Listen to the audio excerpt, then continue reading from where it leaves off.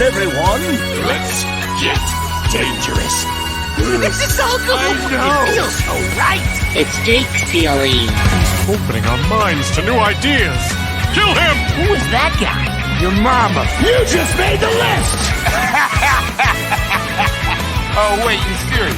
Let me laugh even harder. It's all in fantasy. Please of the ranks. Sure, we talk about it all the time. Really? No, burn.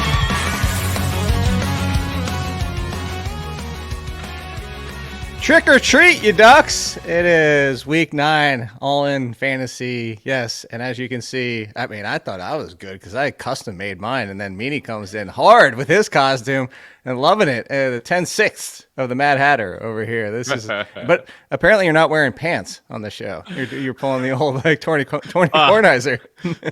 Yeah, I mean, I am wearing pants, not part of the costume.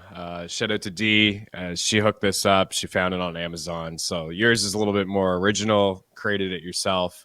But yes, Mad Hatter today. It does come with pants, blue pants, but not rocking them here. Well, mine has, Matt. Do I need to show you? Because I'm going to have to step away from the mic for it. Yes. But Please. so I was searching all these sites just to find, I was like, green and yellow, like jumpsuit, tracksuit, workout suit. You don't know how long it took me. And then finally, like I was just going to go with green and yellow, but apparently it's almost impossible to find a green and yellow matching top and bottom. I wasn't even going to do I got the whole polo too. It says Amazing. Australia. The pants say Australia, which I'll show you in a second. I found them on this site and custom. The hat, as you can tell, is a little bit different. I went through like 50,000 hats on Amazon just to find something. I got kind of close. I got it. Hat. Yeah. I got see, look here. You can see. Can you see the? Oh yeah. Oh the man, those are phenomenal. Should I do the little, Yeah. the little, Wait, Yes. here we go. More. That's the dogs. Oh man, that's fantastic. Phenomenal. Those pants are awesome. I like the hat too. Like originally when I was telling you, I'm like, man, he's just a greenskeeper at Augusta National. Is that what it is? No, screw the Masters. 17. Wait, no. What year is it? 2024. So, 18 straight years of not making the lottery to buy, just to buy a ticket. But we are going to talk fantasy football, right? Was there anything else I left in? What else? Oh, here you go. That thing that she did. You're like, whatever. Oh, she did it on the ground. Rolling around was good enough for me. Yeah, she was on the ground kind of doing this and that. Yeah. Nice. Yes. Well done. I love yours. That's awesome, by the way. Are you guys going out? You do trick or treat with any family kids or anything like that? Because we always do that here. I take the niece and nephew are actually coming here because the neighborhood we're in has like this one. So it's one of those ones that we have, like they're apartment size condos and then condos and then houses. And then the condos, there's like one that has like this strip and they're all just facing each other of like 20 on each side. So it's legitimately like ding, ding, ding. Like, so like you guys got to come to this neighborhood. It makes it so much easier. Do you guys do that every single year? Unfortunately, it's outlawed in Canada? No. Unfortunately, our niece and nephew moved away from the East Coast to the West Coast, but it's usually something that we did with them. So they're gone this year. Crap. It'll be different. Yeah, they're in BC now, so we'll miss them this year. The other Vancouver. Yeah, the other. Nicole's son is in Vancouver, the United States, Washington. Yes. Yeah. So just north of Seattle, there in Vancouver, British Columbia. So we'll miss them this year, and we don't get a lot of kids in our area, so that kind of bums me out. We're kind of near a highway and tucked away in the woods, so we won't get too many kids that I was just about come to our say. way. Yeah, you have to take horse and buggy to get to you out there, or just horses. Unfortunately. But I'll go to a Halloween party this weekend at my buddy's barn, and I'll run. I love it. What is D? Is she Alice? Yeah. Okay. Yeah. Nice. Nicole was thinking of trying to find something with a kangaroo. What did we end up with, honey? You ended up being just like Outback. Oh, cowgirl. Which, nice. Yeah, that fits. Anyway, that fits. we should probably get to the rankings and stuff for this week. Week 9 already. We are heading towards the back half of the season, and so we have Thursday night football: Texans at Jets. Not a lot here. We won't spend a lot of time here because there's not a lot left for the Texans wide receiver crew because it's Tank Dell and a bunch of people. But I did want to ask you about that. So somebody was like Xavier Hutchinson or Mechie or Woods, and my answer was none of the above because they rotate all three similar to the Patriots. And honestly, I didn't even have Tank Dell inside. He's just outside of the top 20 because if you're the Jets, and they have been more vulnerable, like their defense isn't the defense everybody thought it was going to be. Top 5, just stop everything. They're very vulnerable against the run. And the pass defense is actually giving a lot of big shots downfield.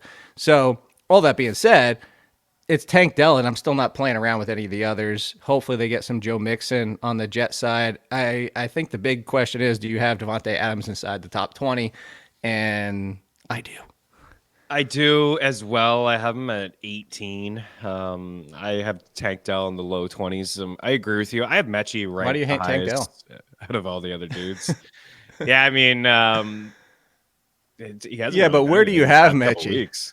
How far? I think I have him at like 69. Actually 72. Somebody listening just said nice, and that's not the right quote, which is part of the reason I hate that. Is one, is it's like a high school joke, but two, that's not even the joke from South Park. It's not. That's not. It's not. Somebody just made it up somewhere, and that's not what they're saying. Nice. Anyway, sorry, I get on there every single time because it's not the right. You're not wrong. You're not wrong. But yeah, Mechie's actually 72, and then I go Woods and Hutch. Do I need to bump him up? I'm not. My highest is Woods.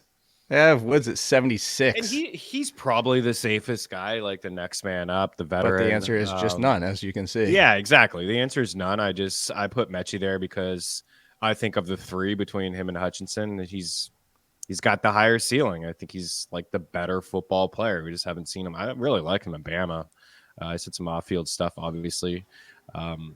But this is just a really tough spot. Even Tank Dell hasn't done anything over. I guess a touchdown last week, but it hasn't done a whole lot over the last 2 weeks. So I thought they'd be aggressive getting Diontae, but maybe the Steelers are like, maybe they felt that too, and we're like, nah, we're just gonna get Diontae. If you're the Panthers, how didn't you hold out for a little bit more? A 5th and 6th swap? I know he's expiring contract, but his contract's almost nothing. Like at first of the trade, I was like, man, this is good. This is what they needed to do. And then I saw the return, and it's just completely underwhelming. And the Steelers are just, man, they're going to get a better comp pick if he signs somewhere else for $5 million. I heard Schefter on Pat McAfee say the same thing. Like, you know, if he signs somewhere else. Wait, the Steelers still get the comp pick? The Ravens would.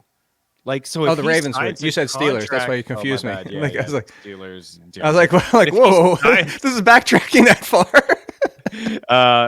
All the way back a couple of years. But if he signs somewhere for like a $5 million contract, which he will, they'll get a fourth. Ravens will get a better pick. So like they're just out here playing chess. And you know, if you're Carolina, it's just another thing added to the list of like them being a loser. How did you not even like make it contingent, like a 4th rounder if they make the playoffs or something like it? Just which they're going to obviously like they're going to move up, 10, 15 picks maybe from this? It's just and that was the biggest thing. It's like that was the best you could. This almost, I don't know. Anyway, this you know what? Everybody hates vetoes in leagues. They rightfully so, and vetoes shouldn't exist. No, I'm saying if this would happen in like your league, people would have been like collusion. Like that is just like absolutely right. You're moving up 10 spots in the draft and like pick 200. So let's talk about that real quick. And I mean, we're not going to talk too much for the Ravens game when we get to it, but let's talk about that real quick. I don't even have Diontae Johnson in my top 70 this week. I have him right there with Rashad Bateman, all the way down by Rashad Bateman, who I think going forward, I'd say Diontae Johnson is actually bad. Panthers, Diontae Johnson as a wide receiver 4. And if anything, not only does this not help him, it just throws another little chink in the tire type of situation to be like, guess what? Zay Flowers, more inconsistency. Mark Andrews, more inconsistency. The entire passing game, more inconsistency. Are you with me on that? Oh, yeah, I totally agree. I think from a real-life standpoint, it's great. But from a fantasy football perspective, there's a dozen teams I would rather see Diontae Johnson go to increase his value or at least have it be the same. Like, he's not going to have any 35% target share games like he did in Carolina. So this is a run first team. And I tweeted that yesterday and I had some pushback from Ravens fans. And at the end of the day, they have the 3rd highest run percentage in the NFL. In a neutral game script, they're throwing a little bit more, but they're still running the football. I think only Pitt and Philly had a higher run percentage. So it's not going to change. You'll see him make an impact probably in the playoffs, but from a fantasy football perspective, I'm with you. I wouldn't even play him this week. In the armor, not in the tire, for the proper saying of that, which I just like, I'm old. I'm old if you start screwing up sayings like that. Anyway, don't disagree, obviously. Cowboys and Falcons, here, like we keep saying it, Meaney. It's got to be Rico Dowdle. So far, I actually looked at this yesterday. He's the only running back with 5 yards per touch. The next closest is Deuce Vaughn at 3.8. He's the only one with a positive EPA. The next closest, again, Deuce Vaughn at minus 0.37. Like, please, free Rico Dowdle. That being said, I want to know if you're going to put any weight into this, because it's not a huge percentage, because I was going to talk about receptions. But I dug into this one, so I found something that like is going to set me down way too many deep paths. But I found something on True Media, and I was looking at Darnell Mooney. Here's the interesting part of it. Is actually when you click on the receptions, you can see the coverage, the route, the everything. Like, it's crazy.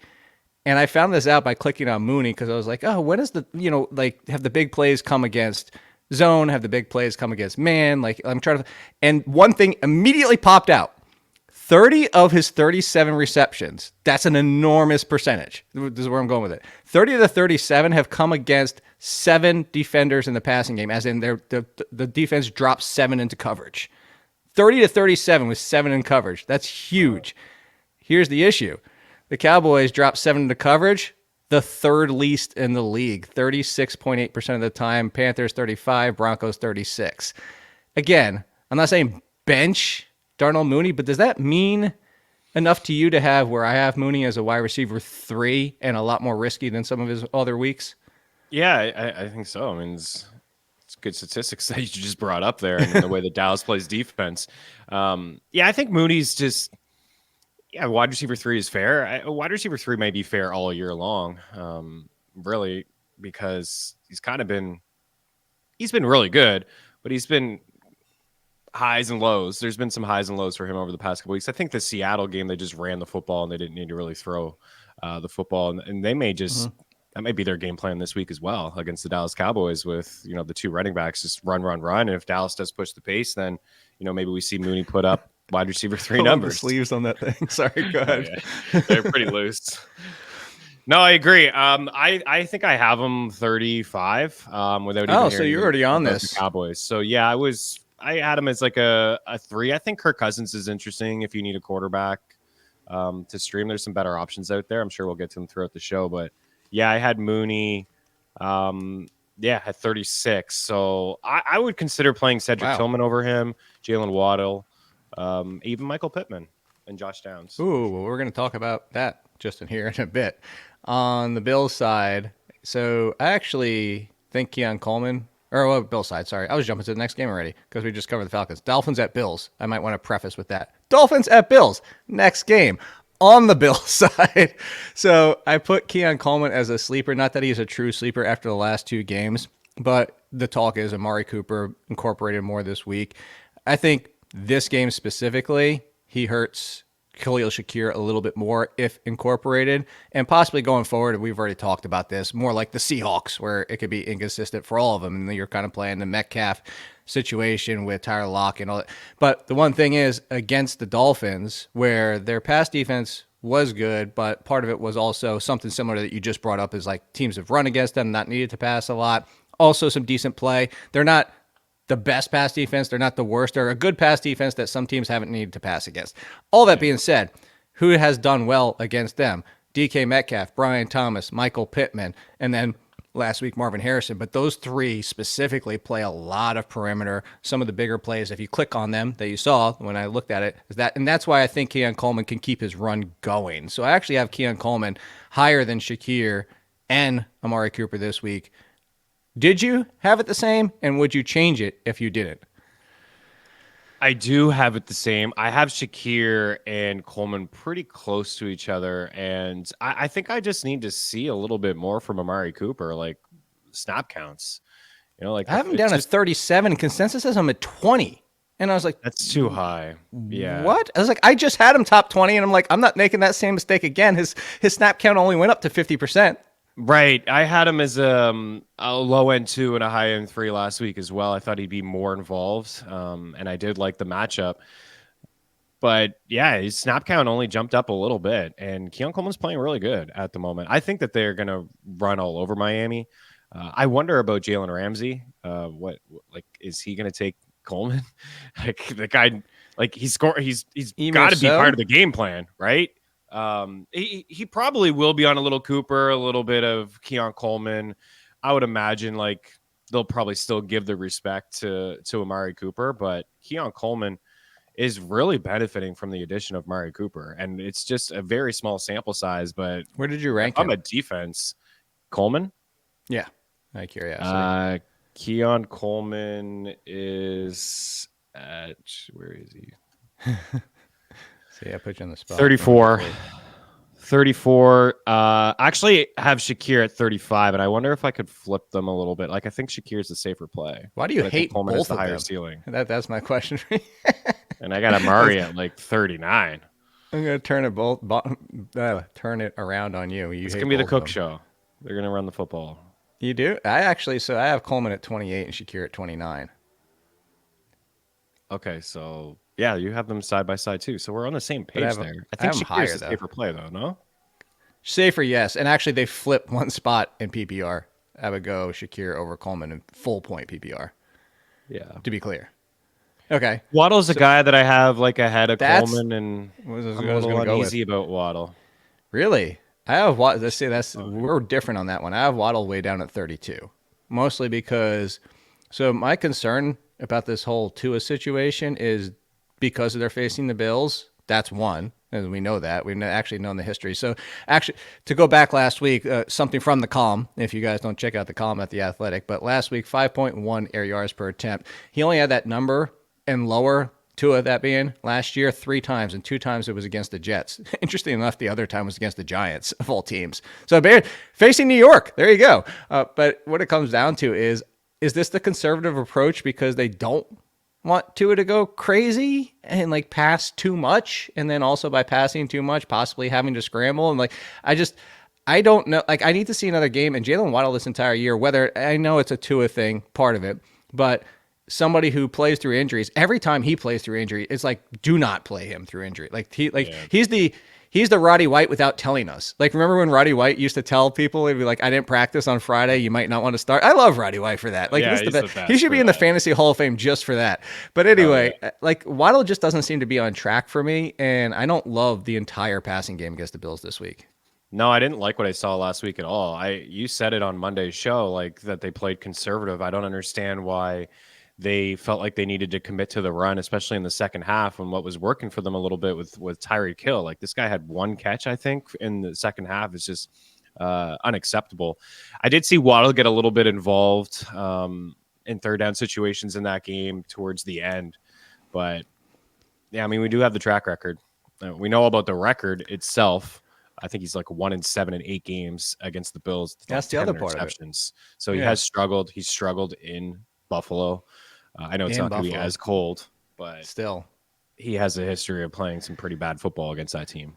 I don't know what leaning in. I just do I look like more the guy who's going to come up at the country club and talk about your swing, golf, or tennis? Yes. Which one do I look like I'm about to coach you with? Golf. But more tennis, tennis, it's really close too. Like, again, originally when I saw the green in the hat, I was like, dude is like, how you doing today, Sebastian? Let's talk about your.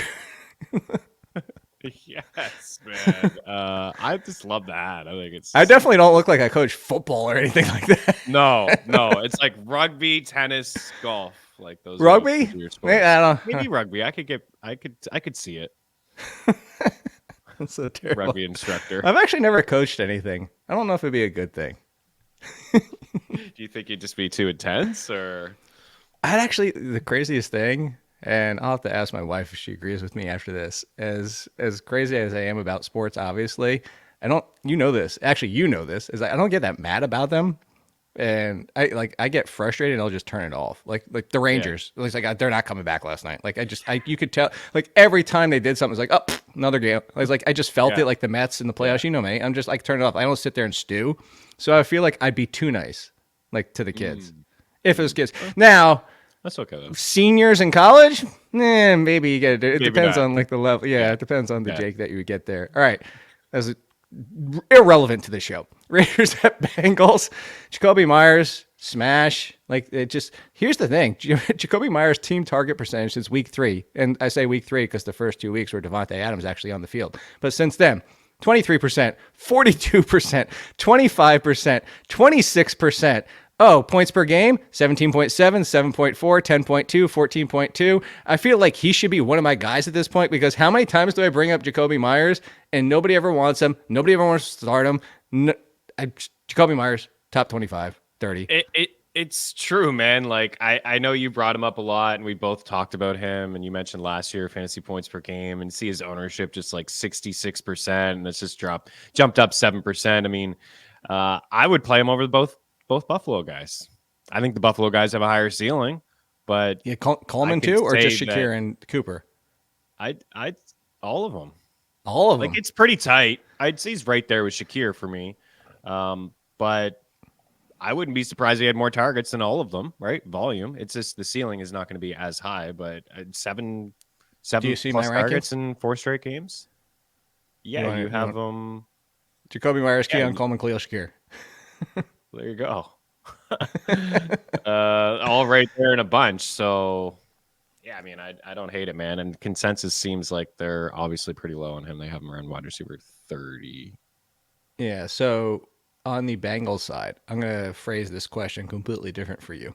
In the fact that, as of today, but let's say there is no T. Higgins, do you bench Joe Burrow? Because, you ready for this? With and without T. Higgins this year. With T. Higgins, 12.1 yards per completion and an 8.1 touchdown percentage. Without him, 8.9 and 2.6. Like, if you didn't know, you would say, oh, T. Higgins is Jamar Chase, the way that he's affecting Joe Burrow in the passing game. And I know some of it's matchup related, but those are stark numbers to be like, with and without T. Higgins. And it goes back to what we've been talking about. We, on this show the entire year, is Josephus is not a Higgins replacement. It just doesn't work. And yes, you can still take a flyer if there's no Higgins on Josephus potentially catching a touchdown. But is that hearing enough against the Raiders, which they should just be able to run and control the game anyway? Is that enough to say, maybe I don't start Joe Burrow this week? Yeah, I mean, even that dates back to last year too. I feel like when he struggled a little bit when Higgins wasn't healthy. It was when he came back too. Yeah. Yeah, I'm looking at your. I could see benching him. I mean, other options that How you far could would you have, go? like Matthew Stafford. Like, I could play Matthew Stafford over him. fixed. Yeah, he's got his boys back. Like, I mean, he's got his boys back. He's against Seattle. He's coming up for 4 touchdown game. They'll probably run all over Seattle with Kyron Williams, but he could probably toss a couple touchdowns too. Gino like, on the other side, would you go?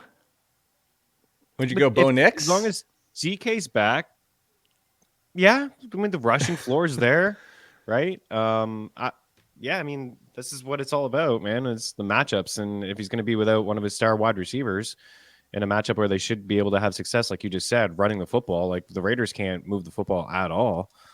Yeah, I mean, I can get behind it. Bo Nix is coming with a good rushing floor. It's a true test for him in Baltimore and next week in Kansas City, but he's been a top 10 quarterback. Let's switch up the order. I was going straight down the slate. Well, for where I found the schedule. It's not like there's no alphabetical. These are all 1 o'clock games. So let's jump down to Broncos and Ravens. I say jump down because of the order of the column that I just happened to put them in.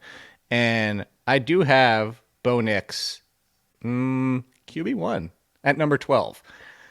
I'm hesitant. I already said this on the waiver show. I don't love it, but I'm also looking at the people behind him and I'm like, Gino is just in front of him. Dak at Atlanta? Like, do I get garbage Dak or do I not? I mean, like, Jared Goff at Green Bay? Like, at Green Bay, outdoors, and I know he's not the Jared Goff indoors this year hasn't even been like the Jared Goff, but last week, even with 3 touchdowns, because they didn't need to, like, he didn't pass for a ton. I just feel like against Green Bay, as I have, at least for right now, I do have Malik Willis in there and not Jordan Love.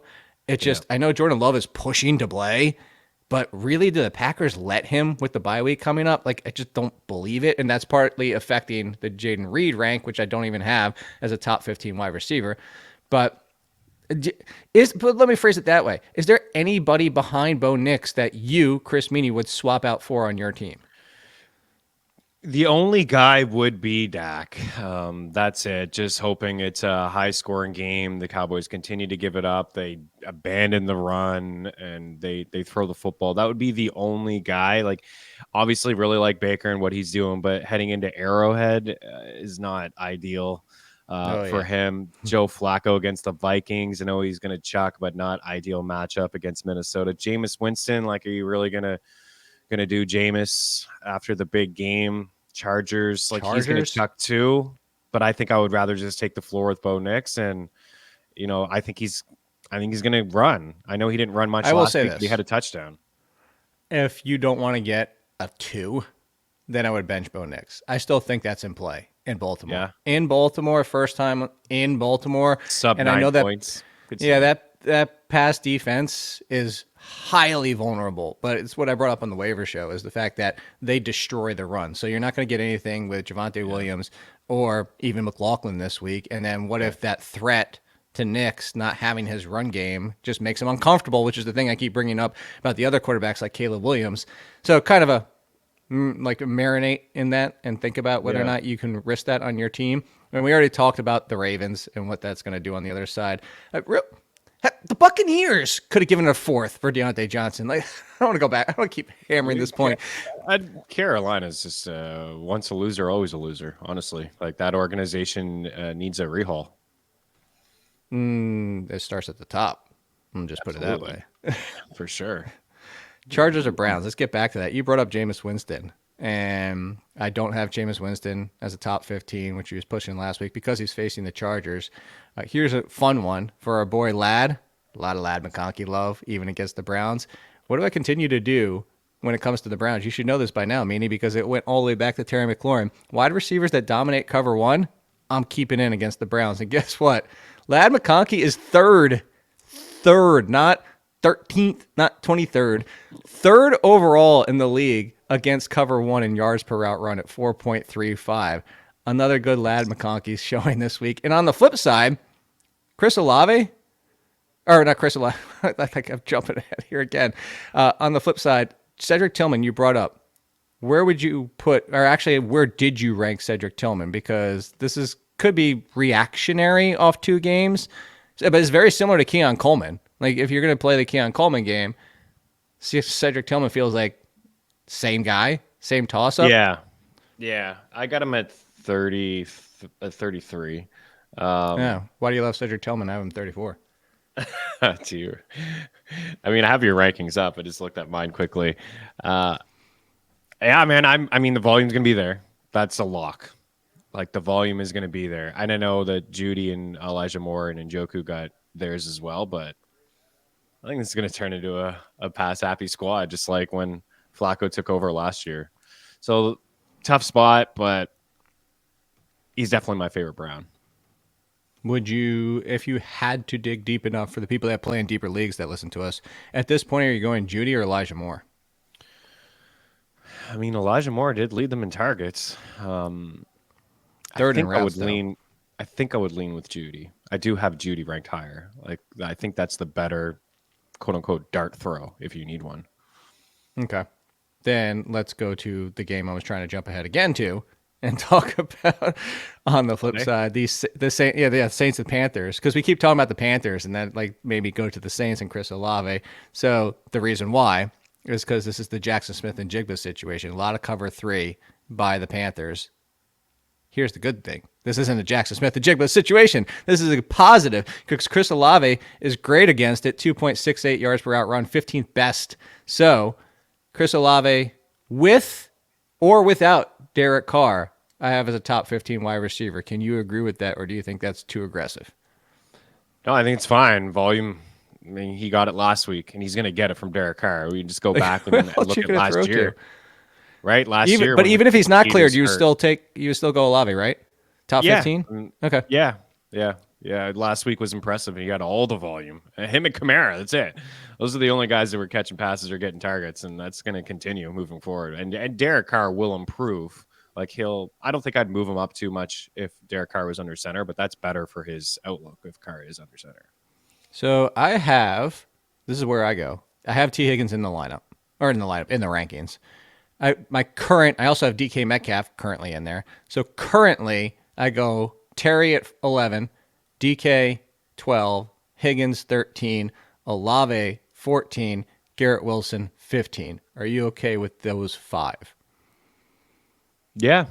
I Okay. mean, Devontae T. Adams is Higgins 17, by the way. I didn't purposely put Devonta and Devontae back to back, but they are. But you did see that. Yeah, I mean, I'm still playing Adams. I know a lot of questions you're probably getting about Adams. He's tied for routes with Garrett Wilson and barely behind him in team target percentage since he got there, including his first game. Like Aaron Rodgers is trying to make Devontae Adams happen. It's just defenses also know that. They're both getting their fair share of targets. And I like what you got Garrett over him. I like it. He's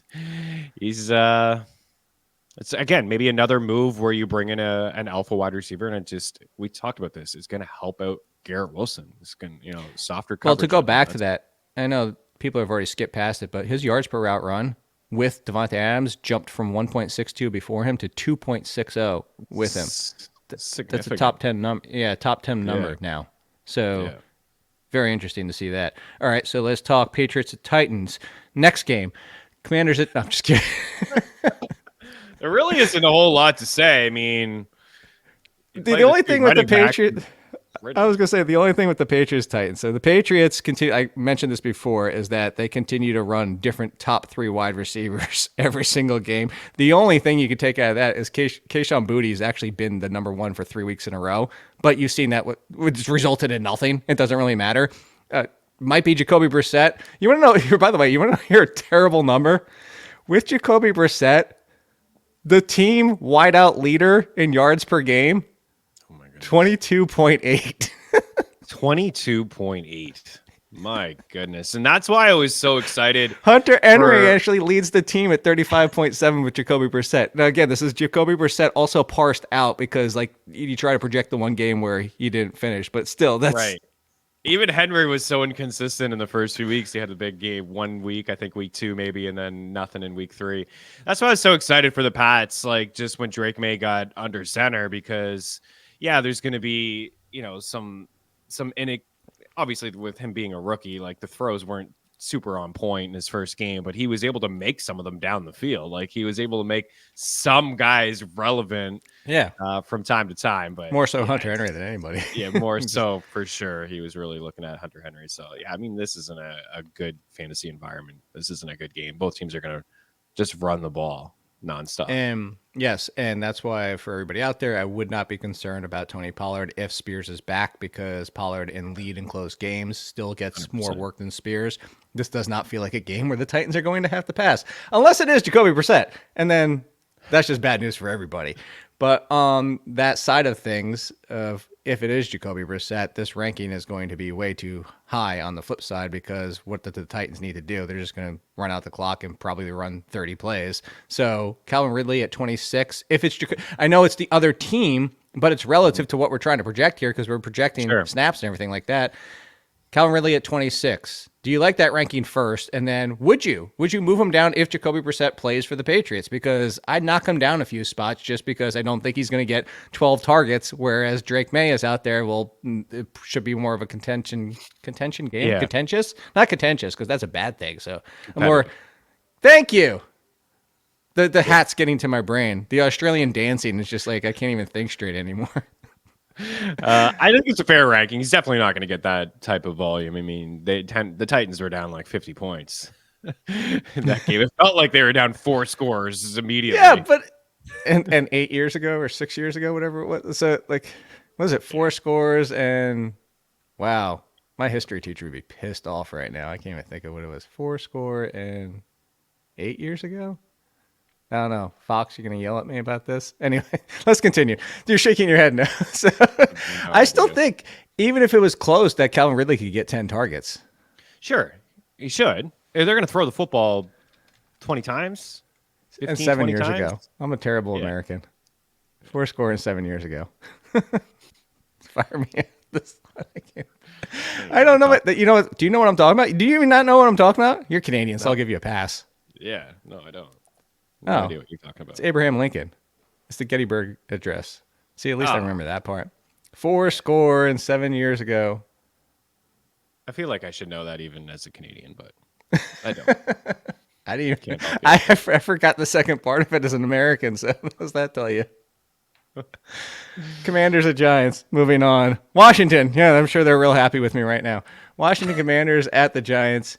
Where are you going in this game for the Giants side of it? In the fact that Tyrone Tracy, I know you love some Tyrone Tracy. So let's play. Tracy plays. Where do you have him? Tracy doesn't play. Where would you move Devin Singletary? Because he's in the concussion protocol, which is interesting because we thought he got banged up in the game, and then he ended up in the protocol after the game. So either way, Tracy, where do you have him? Because I'm assuming you started with him in your ranks. Yes, I have Tracy at 21. I have Singletary in the 40s. And if there was no Tracy, where would you go with Singletary? I don't know how much higher I could move him up. I would play Mostert before I played Singletary. I have Mostert at 29. Yeah, like I would play right there with Rico Dowdle. Yeah, I'm seeing your rankings right there, Rico Dowdle. Like I agree, I'd play Tank even with ETN coming back. I played both Bucks. I played Chubb. Just talked about Ramondre and Pollard. These guys getting all the carries. I'm playing Montgomery and just hoping for a touchdown. Playing J.K. Dobbins. So yeah, I would play Chuba Hubbard. Now I have Jonathan Brooks making his debut finally. So yeah, with that being said, do you think? I mean, we'll get to that game here in a second. Actually, that's the very next game. Before we jump to that, over Chuba. Okay. You would Chuba over Singletary even with Brooks back? If it was just Singletary, I would. Yeah. If it was just Chuba, I definitely would. Without him, with Brooks, I might just take. I know Singletary is going to probably get 15, maybe even 20 touches. But here's the concerning thing, and I put this in the column. Commanders lead the league in pressure percentage, rushing only 4. 47% of the time they get pressure on the quarterback, rushing only 4. That's insane, even with the loss of Jonathan Allen. That's insane. Yeah. The Vikings are second at 43.7. Here's the bad part about it. The Giants allow the 4th highest percentage of pressure with only 4 rushers, and it went from 37% with Andrew Thomas to 45% dominating the league without Andrew Thomas. Like, this is a bad matchup for the offensive line. It is, and I was looking at some of our numbers over at Stats Hub and just like yards before contact, and the Giants are among the leaders, right? Of course. So whoever it is, Tracy or Singletary, and if it is Singletary, it's going to be tough. And you know what? Maybe this Washington defense is I don't want to say a lot better, but I wasn't really giving them any credit. Nobody was. And Quinn has them playing pretty good. And to your point, like they are getting pressure on the quarterback, which is certainly helping the secondary because I do believe there's still some holes there. I just don't think that Daniel Jones can, take advantage of that. But yeah, I know Singletary would move up. I mean, he's going to get all the volume if there's no Tracy. It looks like they still view him as the 2-minute drill back or a 3rd down running back. So, probably a few catches in this game as well if it's just his backfield. But I can't move him up to where Tracy is. I just can't. I couldn't either. So on the Commanders side, not really much to talk about. You know the Commanders. So moving on to we talk Saints and Panthers a little bit with the Chris Olave. The Panthers, we got to talk about no Diontae Johnson. I mean, we're assuming no Diontae Johnson this week anyway. Andy Dalton, if at quarterback, I have Xavier Legette as pretty high. I don't know if a lot of people are thinking it might be Bryce Young again, which I get because of the thumb injury, but let me go back to it. I have Xavier Legette. I have it 36. Yeah. Legette at 36 with Andy Dalton in front of what we talked about before, Amari Cooper by 1 spot, Keenan Allen, McMillan, Addison, kind of these timeshare whatevers. And with Andy Dalton, I also have Jalen Coker at 49.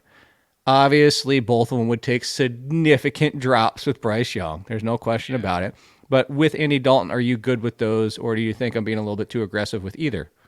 No, I actually like the aggressiveness on Legette if it is Andy, like you just said. If it's not, and it's Bryce Young, then I would be playing JSN, Judy, Addison, all those guys behind McMillan, Keenan.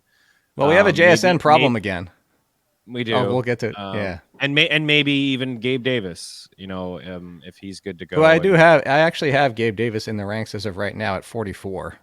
Yeah, I mean Peterson said he expects him to play this week, and we know that he also said that there's a shot Brian Thomas Jr. is going to play, which I don't fully believe. I don't believe that either. People are like, "Where is Brian Thomas in the ranks?" He said he's gonna like. I'm not like, there. It's like, yeah, it's 2 to 4 weeks in a rib injury. I don't care. Like the player, cool. Like you know how much I love Brian Thomas. Like, thank you. Like I want to see this kind of drive and determination. Not like, do you think? Nah, I don't want to throw that out there. Oh, okay, I mean, I already did. Do you think T. Higgins is like, hey, I'm on the franchise tag and I'm gonna get a new contract. I don't want to push an injury into something worse. It's possible. Like career decision? Highly possible. I thought that heading into the season that if they didn't take care of business. Like I don't think he's like sitting out not hurt. I just think he's not taking a chance of turning a somewhat injury into something worse. Exactly. Into a 4 to 6 week thing. And then, that would hurt his outlook. A team is like, no, like this is another year where you missed X amount of games. So which he's missing, but I think he's missing, but maybe he doesn't miss next week. Maybe he's there for the stretch run because we both really like him as a player, and I'm not sure the Bengals are going to bring him back. Like this is just the track record of the Bengals would tell us that they're not going to re-sign him, that they will pay Chase somewhere else next year, Burrow, and he's on a new team, and I think he's a I tell you what. Buy low candidate in Dynasty, and I was going to say, take the gamble. If you want me to actually start caring about that stupid organization again, get a new quarterback, sign T. Higgins to play across from Malik Neighbors, and then you'll get me to come back around. I like that. I would like that. Since we were talking about this game, Jaguars at Eagles. By the way, I was actually shocked by this. Do you know Saquon Barkley is 3rd in goal line rush attempts? In running backs, I didn't think. I know he's had a few. I just didn't think it was that high. It's Kyron Williams is 11, Derrick Henry's 12, and Saquon Barkley's 9 in 3rd place. Yeah. So what else we got here? Bears. We're at the 4:00 games, by the way, because we already started talking Jaguars, which segued nicely into the Eagles. Because what do we need to tell you about the Eagles? You're starting all of them. Not a shocker. As a sleeper, Calcaterra or Goddard, either way, given this matchup, if you need a tight end, because tight ends are tight ends. I don't think we're getting National Tight Ends Day 2 weeks. Nobody's going to score this week. Lock it up. 0 touchdowns to the position. Bears at Cardinals. DeAndre Swift, you know how good he's been since week 4. 3rd in fantasy points per game, 5th in yards per touch, 4th in RB touch percentage, but 18th in rush attempt percentage from goal to go. It's still a Roshan Johnson thing in there. So, dude, I know. They gave a center the carry last week, or whoever the hell that worked out was. Yeah. They do not. That was very telling in a man. Like there wasn't a bigger moment in that football game at that point. The Bears are about to go 3rd and 1 at the goal, or not 3rd and goal line from the 1, and probably kick a field goal at this point. Then versus giving DeAndre Swift the carry.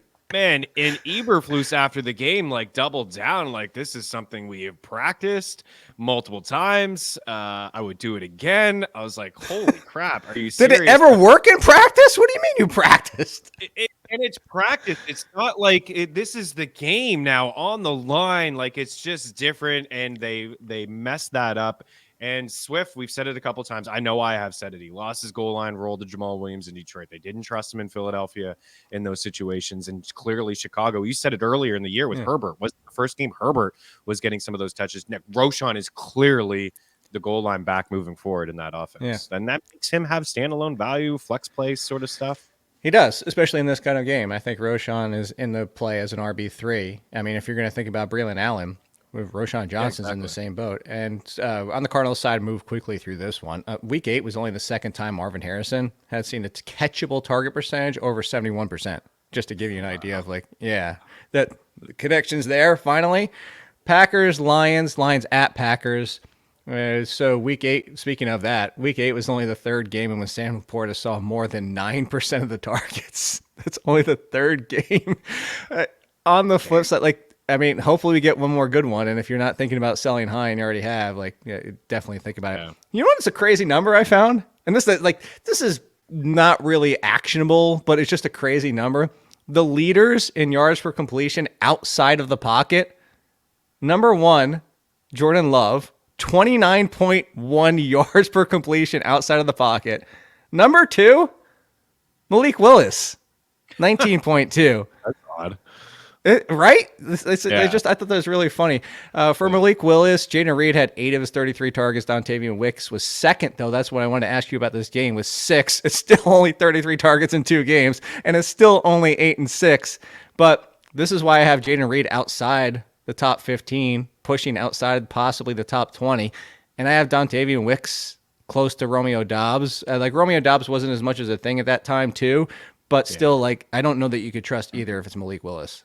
Yeah, I don't even read. I know you probably want to play him, but you're right. I saw the same thing when Willis was under center, that they were running the football a lot with him and with Jacobs, and even Emmanuel Wilson was running a lot too.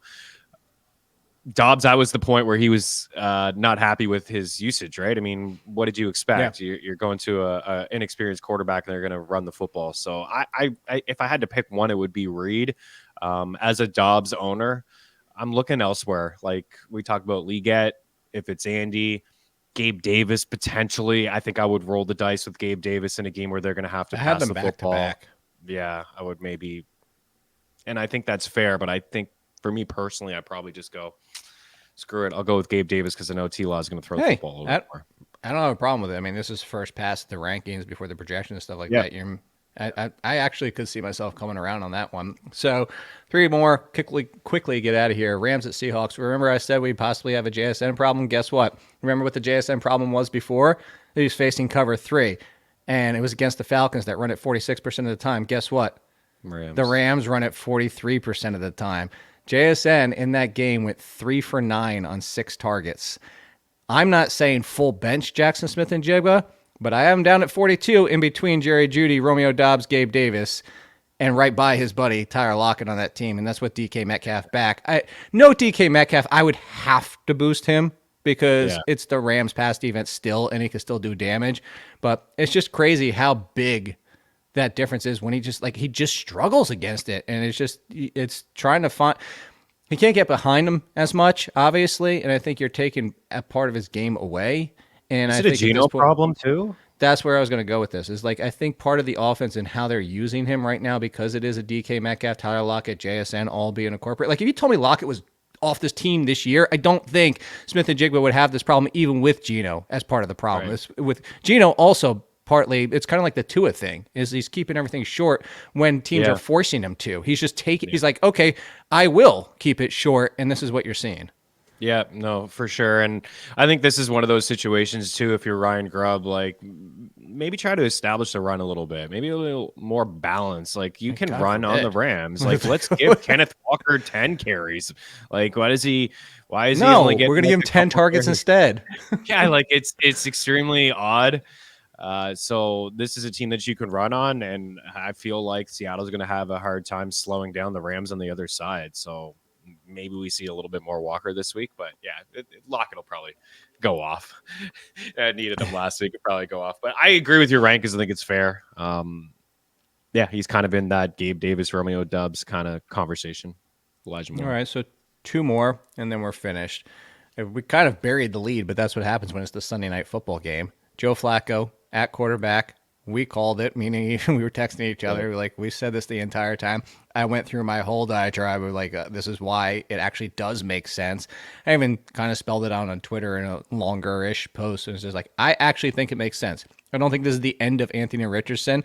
I think this is what was needed. And I think if it wasn't today's NFL, people could just look back and sit and say, oh, maybe development is the best case scenario, instead of ending his career by forcing the issue in this entire, just watching him fall on his face for the rest of the season.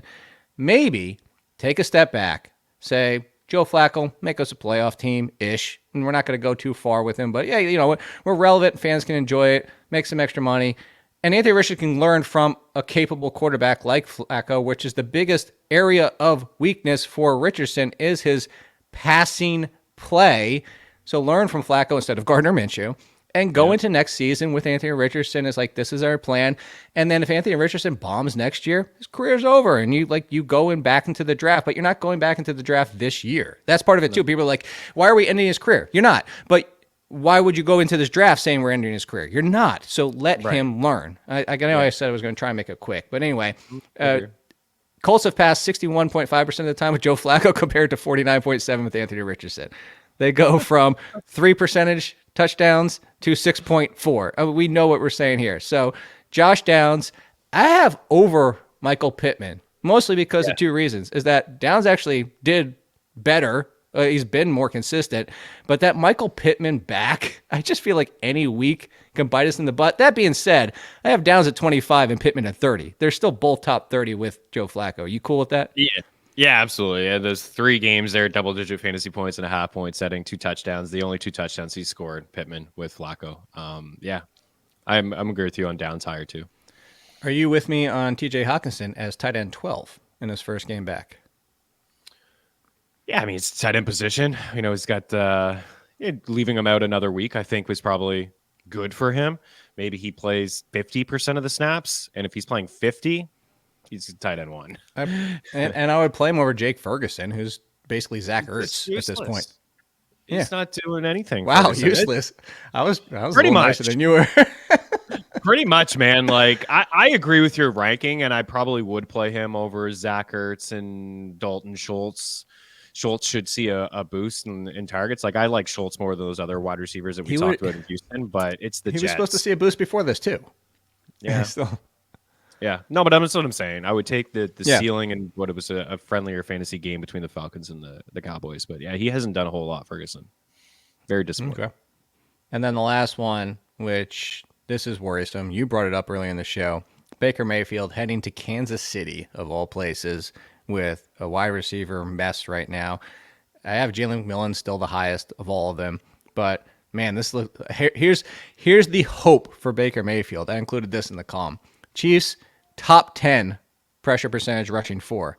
When they add an extra defender, it's top 5. The good news, Baker Mayfield averages the 5th quickest throw, 2.75 seconds. So hopefully he can get it out quick and save his day. But here's where I was going to go with it. This is why I have Bucky Irving and Rashad White. I guess I should say Rashad White and Bucky Irving because the pass catching has been a lot of White, but Irving's getting his share. And I think in this game, Cade Otton, Bucky Irving, Rashad White are the ways to save your day. I would only risk Jalen McMillan, and I say risk because of this matchup. But here's the toss-up I want to give you. Do you risk DeAndre Hopkins, supposed to be getting more work this week, or Jalen McMillan in the same game? Which way would you go? I think I would go McMillan. Yeah. Would you? I think the ceiling, you look at your matchup, and if you need I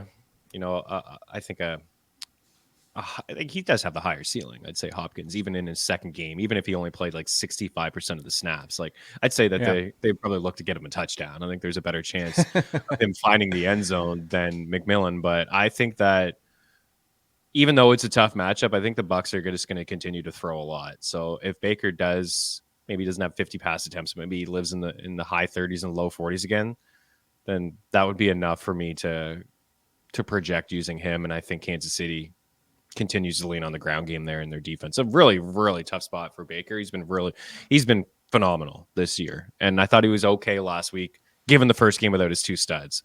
But McMillan is a guy that given what I just said, I'd probably be looking for some other options. Like I would play Cedric Tillman over him. I would too. Actually go Cedric Tillman, DeAndre Hopkins, McMillan. Actually, if you want to go right through there, Mooney's at 33 for that talk that we had before. Tillman, Hopkins, Leggett, Cooper Keenan, a lot of McMillan, Addison. That's where I go. Fair. I think what do we like the wide receivers? Still got DJ high, still got the highest ceiling, but man, it's been frustrating to own him. I have DJ Moore at 23. I have him sandwiched between Zay Flowers and McConkey, and I could even see going McConkey at this point. DJ Moore is like. Right. look, this is old DJ Moore. You're never going to get him right. Either he's going to be a wide receiver 1 or a wide receiver 4. So you might as well just, consider him a low end wide receiver 2, high end wide receiver 3, knowing that he has that ceiling to be a wide receiver. DJ Moore is back. I know what you invested in him in drafts, but just go back to old DJ Moore and just live with that and just understand that, like, what did you want with DJ Moore at that point? You had to keep him in your lineup because you couldn't predict the good and you couldn't predict the bad. It's the Jared Cook of tight ends. You just got to keep him in your lineup and live with the good and the bad. And you can add whatever you want because we're about to end the show, and you can actually close out the show because I'm going to go back here and give you like a little bit more. Like you want, like do the knee thing, like the oh, I gotta get in the camera. So there. Yeah, get in the camera. Ow! I just cramped my hamstring. He's out 2 to 4 weeks. About 2 to 4. I won't be playing. Put him on IR. I wish I could hear Fox laughing in the background. We need to get out of here. Ow!